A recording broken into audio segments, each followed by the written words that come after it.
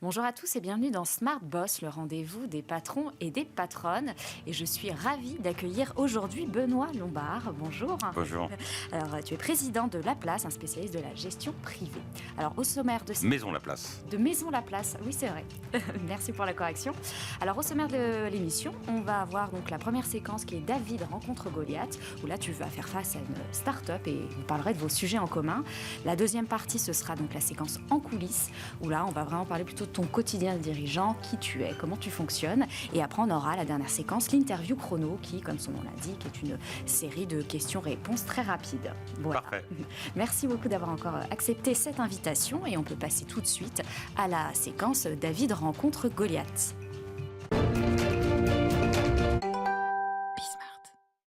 Donc la start-up qui a de faire face, c'est Odonatech. Donc je suis ravie d'accueillir son PDG, Stéphane Doté. Bonjour. Bonjour. Bonjour. Bonjour Stéphane. Merci beaucoup d'avoir accepté cette invitation. Alors Odonatech, ça développe donc des technologies d'intelligence artificielle pour les institutions financières, les conseillers financiers. Bon, est-ce qu'on peut donner concrètement, voilà, un petit peu des exemples de ce que vous êtes capable de faire? Oui, alors en fait, on propose une plateforme digitale d'aide au coaching financier. Le coaching financier, ça vise, pour un conseiller en gestion de patrimoine, à aider son client à utiliser son argent pour améliorer sa vie. Tout simplement. Est-ce que vous connaissiez ou pas déjà De réputation, Stéphane, puisqu'il travaille avec la CNCGP, dont j'étais président, donc je suis toujours très proche de la Chambre. Et puis on a besoin, nous, d'outils technologiques. On a besoin d'intelligence autre que la nôtre. Et d'avoir des startups. Alors, je ne sais pas qui est David, je ne sais pas qui est Goliath, mais en tout cas, pas de fonds. Donc, c'est plutôt une bonne chose. Justement, l'objectif est de travailler en complémentarité avec des intelligences extérieures. Et on a beaucoup parlé pendant pas mal d'années, moi je me souviens bien plutôt 2010 à 2019 de robo-advisor. Bon, le mot a un petit peu changé. Ça n'a pas vraiment connu un énorme succès, hein, tu me diras si je me trompe. Est-ce que cette approche B2C, justement, est trop compliquée et tu te dis forcément, il faut passer plutôt par les conseillers Oui, je ne sais pas si elle est compliquée. En tout cas, notre croyance chez Odonatech, c'est qu'il y a une chose à faire dans ce domaine-là, c'est donner de la valeur aux conseillers. Voilà, c'est ce qu'on cherche à faire pour j'allais dire, offrir un meilleur service aux épargnants. Donc, il n'y a pas du tout de volonté de notre part d'aller directement sur le site du B2C, mais plutôt d'aider les conseillers à valoriser leur métier. Et la valorisation du métier, elle passe par la technique qu'ils ont déjà, le savoir-faire, l'expertise qu'ils ont déjà et qui est fabuleuse.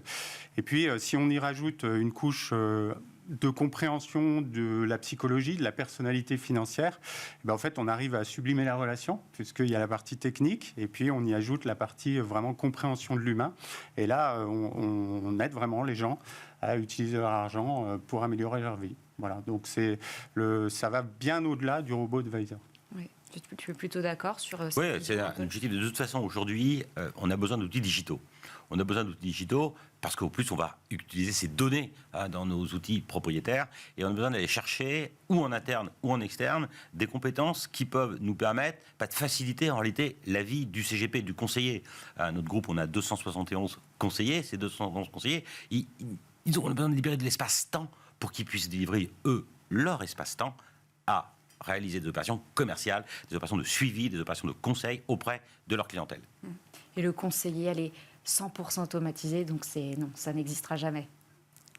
Je ne sais pas, c'est difficile de lire dans une boule de cristal. En tout cas, ce n'est pas la projection qu'on fait.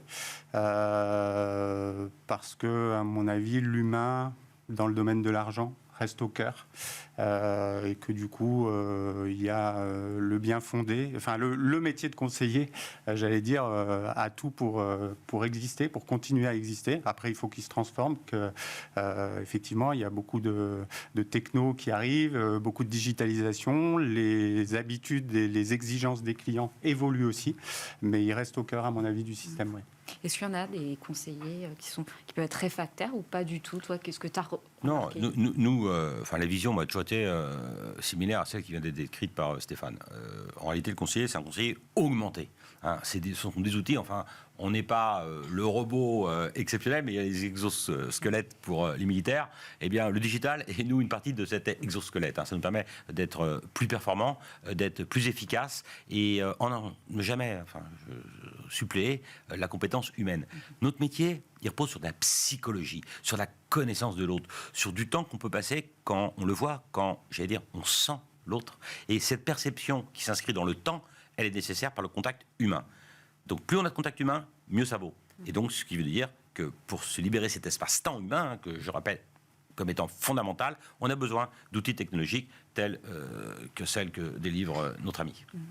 Bon, je suis obligée de parler à un moment de ChatGPT. Oui. Forcément, on se dit que ça peut quand même avoir pas mal d'impact dans votre secteur respectif. Alors aujourd'hui, est-ce que là, vous avez commencé à regarder un petit peu ce que vous pouvez en faire? Parce qu'on a vu des grandes institutions financières, je pense notamment à JP Morgan, qui sont en train carrément des produits aujourd'hui. Et vous, alors? Écoute, tu ne le savais pas parce que je ne l'ai pas dit, je ne l'ai pas dit en préparant l'émission, mais effectivement, on travaille sur ce sujet. Alors, pas du tout pour remplacer le conseiller, on revient au même, mais du coup pour augmenter le conseiller. C'est-à-dire, imaginons un robot dans notre plateforme qui est alimenté par l'intelligence artificielle. Le conseiller peut l'interroger sur, du coup, l'analyse de la personnalité de son client, comment son client réagit en fonction de certaines situations. Et le robot va aider le conseiller soit à préparer son entretien, soit à communiquer avec son client. Donc oui, moi j'y crois très fort, l'IA générative. De toute façon, le mouvement est en marche, donc ce serait quand même difficile de dire que ça n'existe pas et que non, c'est nul. Surtout que c'est quand on l'utilise, hein, c'est quand même hyper puissant. Donc, mais par contre, à mon avis, au service du conseiller et peut-être pas directement au service du client. Ah. Et toi, tu y crois sur ChatGPT? Oui, bien sûr. Alors, sur l'IA, moi, j'ai testé ChatGPT pour lui demander une allocation d'actifs efficace. Alors, ce qui est formidable, c'est de la data. Hein, et puis, il synthétise toutes ces datas. Il y a de l'intelligence, des algorithmes, tout un tas de choses que je ne connais pas, mais je vois à peu près comment ça peut fonctionner. Ils font la synthèse, et puis, pour se projeter. Mais c'est extrêmement difficile, délicat, de projeter l'évolution des marchés financiers. Ça, il n'y a pas de data du passé. Ouais. Et ça, la data du passé n'existe pas. Là, on a besoin d'avoir une intelligence haute que l'IA, tant qu'aujourd'hui l'IA n'arrive pas à résoudre ce problème, on a toute vocation d'exister. Bon, pas tout de suite alors.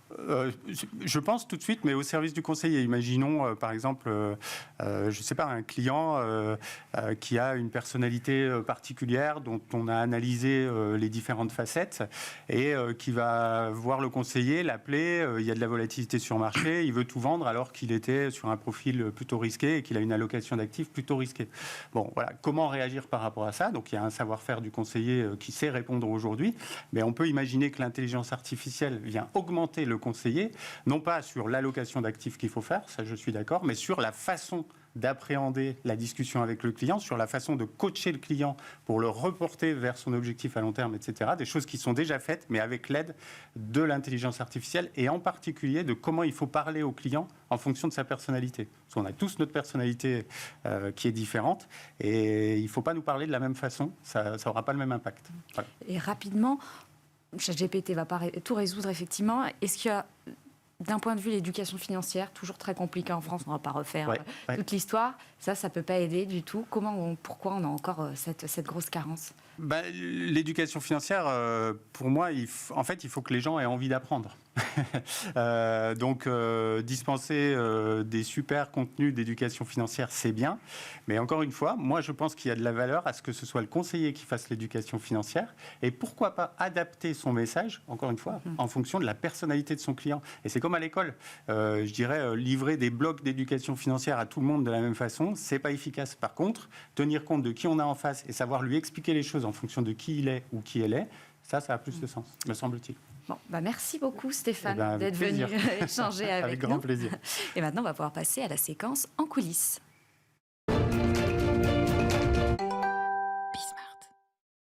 Alors, on va remonter un petit peu dans le temps, 1996. Et là, tu fondes Witam, donc c'est un multifamily office. Est-ce que, comme tout entrepreneur, tu te dis, allez, j'ai identifié un problème et puis je vais le résoudre?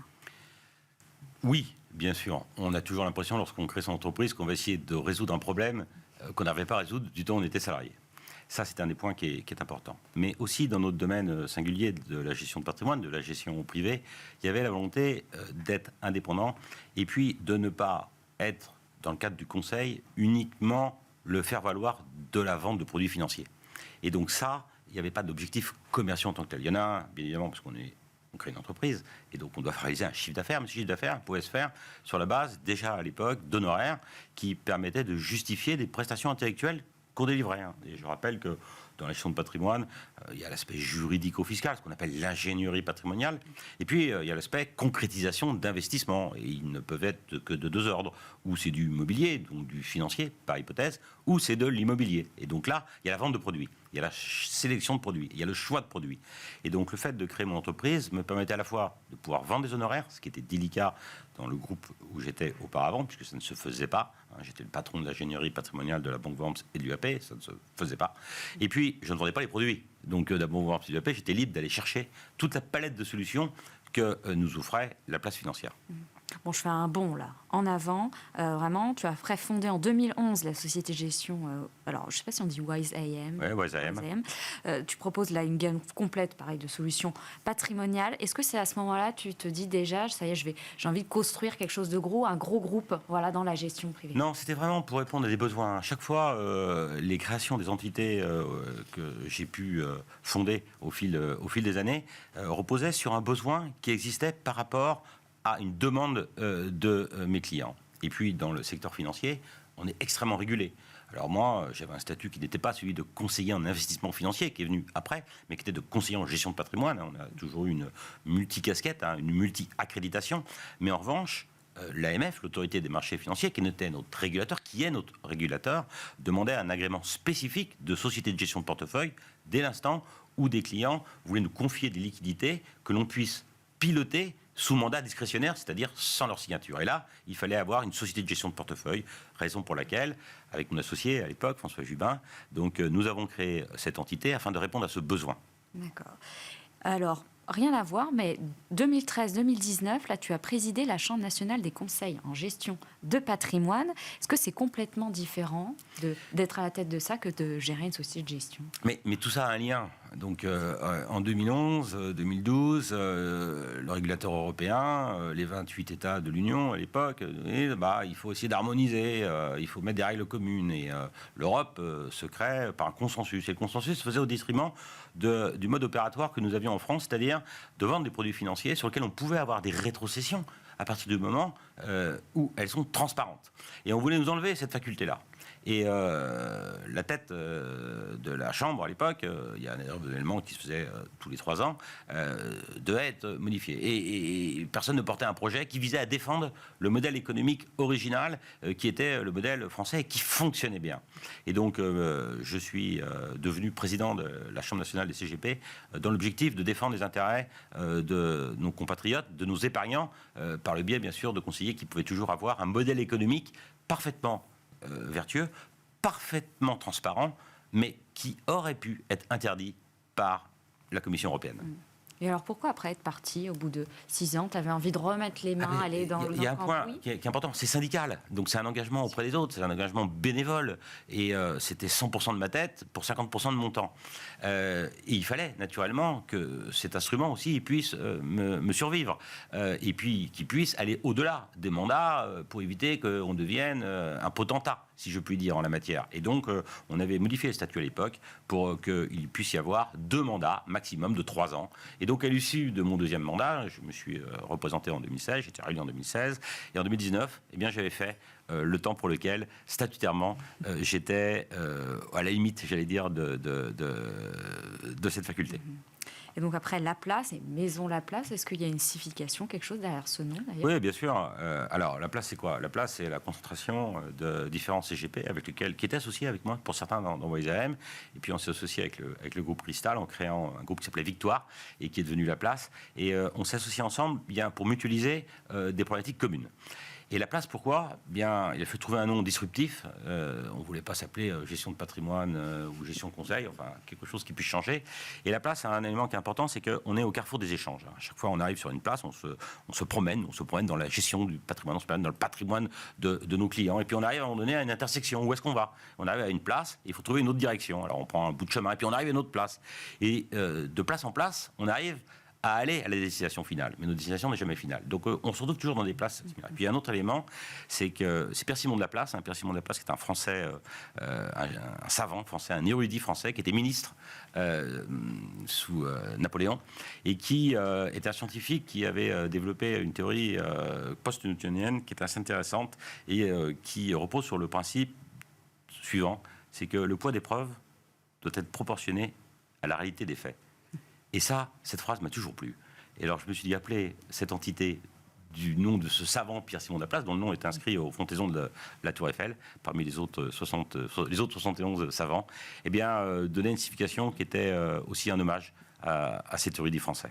Alors on voit, là, je suis partie de 96 là, à aujourd'hui. Donc ça fait très longtemps que tu es dans ce milieu. On a l'impression que tout le monde te connaît quand on regarde un peu. Est-ce que c'est satisfaisant, voilà, de se dire je suis un peu le taulier ou alors non, ça t'apporte vraiment, c'est du ROI Non, je ne suis pas le taulier. Je suis un acteur engagé auprès d'un métier qui, lorsque j'ai commencé en 96, n'existait quasiment pas. Et aujourd'hui, l'univers de la gestion privée indépendante, ça représente un peu plus de 15% de part de marché. Ça grossit. Lorsque je suis parti de la Chambre, il y avait à peu près 4500, 4600 conseillers, 4600 entités, CIF immatriculées en tant que telles. Aujourd'hui, on est à plus de 5500, donc ça grossit. Et donc, bien évidemment, comme je suis un acteur malheureusement de plus en plus âgé, donc j'ai 56 ans, eh bien, il est évident que je suis plus connu que quelqu'un qui commence. Et puis, j'ai toujours eu un engagement auprès des autres. Ça, c'est un point qui est fondamental. La construction du groupe Laplace avec Cristal, c'est aussi un engagement envers les nouveaux acteurs, c'est-à-dire ceux qui se sont associés avec nous, les plus jeunes d'entre nous, à qui on donne la faculté de pouvoir travailler avec des plus anciens, des seniors, qui ont un peu d'expérience, dont je fais partie. Oui. C'est d'ailleurs comment tu fais, oui, parce que tu as dit ton âge, je ne demande jamais l'âge de mes invités, mais de se retrouver comme ça, avec, c'est quoi ton rapport aux jeunes générations, justement, qui arrivent? Le passage. Moi, j'étais enseignant à Subdeco à Paris pendant 13 ans, 14 ans, donc j'ai toujours aimé... faire basculer les savoirs et transmettre. Moi, j'ai appris beaucoup d'anciens, à moi de transmettre aussi, à nous de transmettre, à notre groupe de transmettre auprès des plus jeunes en les aidant. Et puis, ce sont eux qui vont poursuivre l'activité qu'on a commencée. L'objectif de notre groupe, il est de se poursuivre après. Évidemment, l'âge à partir duquel les dirigeants partiront à la retraite. Donc, et ça, cette pérennité, s'inscrire dans le temps long, ça a du sens pour moi, beaucoup. Et c'est aussi toujours été un peu en filigrane l'engagement que j'avais auprès des plus jeunes générations. Alors toi aussi, tu présides aussi l'UCGP, l'Union des conseils en gestion de patrimoine. On a parlé tout à l'heure de la Chambre aussi nationale. Est-ce que voilà, ces milieux-là, associations, syndicats, professionnels, pour toi, c'est des endroits aussi, de façon de se faire un réseau pour les gens? On parle toujours beaucoup de réseau pour les dirigeants. Mais c'est un réseau réel, ça. Le réseau réel, l'UCGP, l'Union des conseils en gestion de patrimoine, ça regroupe aujourd'hui 17 entités, 17 grosses entités, ça représente plus de 1000 conseillers, plus de 53 milliards d'actifs conseillers, avec une collecte de l'ordre de 10 milliards par an, c'est énorme, c'est beaucoup d'argent, c'est plus important que la majorité des banques privées indépendantes, donc ce sont des professionnels qui se réunissent et que je préside, donc je pilote aussi avec eux, comme étant un think tank, un espace de réflexion, et puis aussi un espace de lobbying pour essayer de préserver notre modèle économique considéré comme étant parfaitement idéal pour nos clients qui sont tous satisfaits.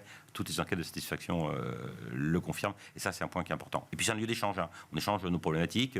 On a parlé d'informatique. Donc, le digital, pour nous, est un élément important. Ça permet de confronter des opinions, des points de vue, des problématiques communes, et puis d'essayer de résoudre communément, même si ce sont des confrères, donc, et parfois aussi des concurrents. Mais on est dans le même bain. On a 15% de part de marché. Il y a 85% de part de marché qu'on n'a pas. Et donc, on essaye aussi, ensemble, communément, d'œuvrer pour capter cette part de marché. Alors, tu as parlé de think tank, tu as parlé de lobbying. Est-ce que aussi, voilà, un dirigeant dans ce secteur-là, ça doit aussi être en fait un politique un peu? Mais naturellement, c'est quoi la politique? La politique, c'est l'engagement dans la cité. Et, moi, c'est dans, pas la cité au sens administratif du terme, mais dans la cité, dans l'axe, dans l'atmosphère, dans l'écosystème financier. Et donc, moi, j'ai toujours voulu être un acteur engagé. J'ai jamais voulu qu'on décide à ma place. Je veux bien qu'on décide à ma place à partir du moment où je participe à la discussion et à partir du moment où on arrive à chacun défendre des points de vue. J'ai aucun problème pour suivre le point de vue commun, mais je veux être un acteur de points de vue qui sont mis sur la table. Et comment est-ce que tu fais là pour rester encore passionné par ce secteur quand ça avait voilà, aussi longtemps? Alors ici on reçoit aussi des entrepreneurs, des dirigeants qui ont changé pas mal aussi de secteur. Mais alors toi, pourquoi Mais le secteur est extrêmement varié. La gestion de patrimoine, c'est du juridique, du fiscal, du financier, de l'immobilier. C'est aussi des engagements syndicaux qui sont importants. Donc le lobbying, les affaires publiques, les discussions avec Bercy, à la DGT, à Bruxelles. Tout cet univers-là, il est quand même extrêmement varié. C'est pas monolithique. C'est des événements aussi où on bouge beaucoup. On a des clients qui sont partout en France, sur le territoire français, mais aussi à l'international. On est amené à se déplacer, on est amené à bouger. Donc, il est extrêmement vaste, riche, complet, dense et extrêmement satisfaisant, in fine. Donc, j'ai jamais voulu changer de métier depuis le temps où...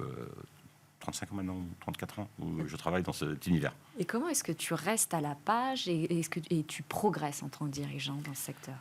Je me remets en cause. D'abord, moi, je lis beaucoup. Donc, la lecture, c'est un point qui est important. Et puis, la curiosité. Être cet acteur de la cité, cet acteur politique, donc au sens noble du terme, eh bien, c'est d'être toujours à l'écoute de ce qui se passe. Et puis, de prendre un peu, parfois, les devants pour aller au-delà de ce qui existe. Et ça, c'est l'appétit qu'on peut avoir aussi de la curiosité. Donc, et comme je suis un être curieux, donc j'arrive moi-même à m'étonner encore tous les jours de ce qui existe et à m'amuser. Parce qu'en fait, il faut s'amuser. Ouais. Si on ne s'amuse pas, ça n'a pas de sens. Hein. Moi, si jamais je ne m'amusais pas, je ne serais pas du tout bien dans mon activité. Je m'amuse. Et ça, c'est un point qui est fondamental. Et il faut s'amuser. Je dis, moi, tous ceux qui veulent créer une boîte, tous les jeunes créateurs, t'as envie de t'amuser, t'as envie d'être moteur, t'as envie d'être acteur, tu peux te planter, c'est pas grave. Mais tu fonces, tu poursuis, tu t'engages, et l'échec, c'est jamais une difficulté. Donc, au contraire. Toi, planté? Oui, mais bien sûr, j'ai des échecs. J'en ai eu dans les investissements que j'ai pu réaliser, j'en ai eu dans des projets, j'en ai eu dans des filiales qui n'ont pas pu fonctionner comme je voulais, j'en ai eu aussi dans des projets qui n'ont pas abouti, mais c'est pas grave. Donc, si on réussissait à chaque fois, ce serait même pas marrant. Donc, on apprend de ces échecs. Et c'est quoi aujourd'hui, ton style de management? C'est extrêmement... Alors moi, je dis toujours à mes équipes, on se réunit autour, lorsqu'il y a des choses qui sont extrêmement structurantes pour le lendemain, pour le devenir commun, eh bien, il faut l'unanimité. Donc, on doit décider ensemble, et on sortira de cette pièce que dès l'instant où on aura une position commune, unanime. Chacun doit pouvoir adhérer donc, à une opinion qui est le fruit de l'émergence commune, mais où chacun peut bien évidemment apporter sa dose, influer la pensée, et puis on doit arriver à ce consensus qui permet d'avancer, où on est tous d'accord. Et donc le fait de l'engagement commun repose sur l'idée d'arriver à une solution ou à une trajectoire qui est adoptée par tous. Ça, c'est un point qui est fondamental. Ok, le collectif. Et alors... Et d'ailleurs, je vais venir un petit peu à ça. Aujourd'hui, alors Maison La Place, ça fait partie d'un groupe. Cristal, on ne va pas non plus rentrer dans les détails de la structure. Mais aujourd'hui, en gros, tu n'es plus tout seul à bord, si je caricature. Mais est-ce que alors tu préfères être... voilà, c'est quoi la différence d'être seul, entre guillemets, à tout gérer, puis là, de pouvoir être délégué, accompagné? Moi, j'ai toujours dit qu'un chef d'entreprise, en réalité, il sait moins bien faire chacune des facettes qui sont nécessaires à l'entreprise que les patrons de chacun des pôles.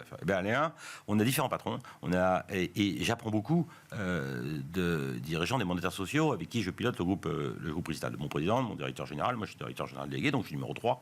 Donc, et j'apprends beaucoup d'eux et eux apprennent de moi. Et c'est cet échange-là qui nous permet de nous enrichir mutuellement en me laissant un espace-temps. On a un métier technique quand même, qui permet de déployer le savoir-faire que j'ai pu acquérir au fil du temps. Donc la collégialité, dans la direction est un point aussi qui est fondamental pour pouvoir progresser mieux et puis pour pouvoir ne pas être seul lorsqu'on a des difficultés. Est-ce que tu rencontres encore beaucoup de clients ou pas? Ah ben toujours. Donc moi je veux rencontrer. Ma légitimité repose sur le fait que je rencontre des clients. Alors je m'occupe, Maison à la Place c'est un multi-family office, donc je m'occupe de clients premium, des clients exigeants qui sont généralement des chefs d'entreprise, donc qui ont cash outé, comme on dit, c'est-à-dire ont réalisé leur actif, donc ou encore sur la tête de leur société, ils sont extrêmement exigeants. Et je suis en frontline avec eux, je les rencontre, je les vois. Juste après cette interview, j'ai rendez-vous avec un client, donc et je suis ravi de les voir. Ça me permet toujours d'être confronté à la réalité. Je ne suis pas dans ma tour d'ivoire. Ouais. Et est-ce que... Alors si j'ai vu que tu avais des... Allez, tu participais, tu vas nous en dire plus aussi sur avec des activités philanthropiques. Tu as engagé notamment, j'ai vu la Fondation Signature qui soutient des créateurs et des projets innovants pluridisciplinaires.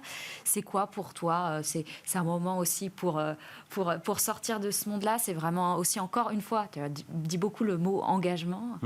L'engagement vers les autres, donc, et la fondation, en l'occurrence la Fondation Signature, qui a été créée par Madame Smalto, qui m'a donné la confiance de pouvoir être administrateur aux côtés d'elle, et bien un engagement auprès des personnes qui n'ont pas eu la chance de pouvoir être nées dans un endroit où ils ont suffisamment d'espace financier pour pouvoir faire éclore leur talent. Et bien cette fondation a ça pour objectif. Donc ça a beaucoup de sens aussi. J'ai un engagement auprès d'une association ASE, auprès d'enfants qui sont à Madagascar et qui malheureusement, là encore, c'est un pays pauvre, donc n'ont pas la faculté de pouvoir poursuivre des cursus scolaires. Eh bien, on les aide. Et donc cet engagement auprès des autres, auprès, j'allais dire, des plus faibles d'entre nous, des enfants, de femmes qui sont parfois, auprès de la Fondation Signature notamment, seules, donc, et qui ne peuvent pas faire éclore leur talent dans les pays d'où elles viennent, eh bien, l'engagement financier, mais aussi l'engagement, l'appui des réseaux réels est un point qui est important et qui donne du sens aussi à sa vie. Que je fais de ma vie, me dirais-je, le jour où je serai la veille du grand départ sur mon lit de mort, juste avant. Donc, qu'est-ce que j'ai fait de ma vie? J'ai essayé de contribuer à ce que notre monde soit un peu meilleur. Et là, cet engagement, il est très important. Ouais. Et tu arrives à avoir assez de temps pour ça? Comment tu fais? Oui, l'espace-temps, c'est pas 35 heures par semaine, donc c'est plutôt 35 heures tous les 2 jours. Ok. Écoute, merci beaucoup d'avoir répondu à toutes ces questions. Et puis, on va pouvoir passer à l'interview chrono.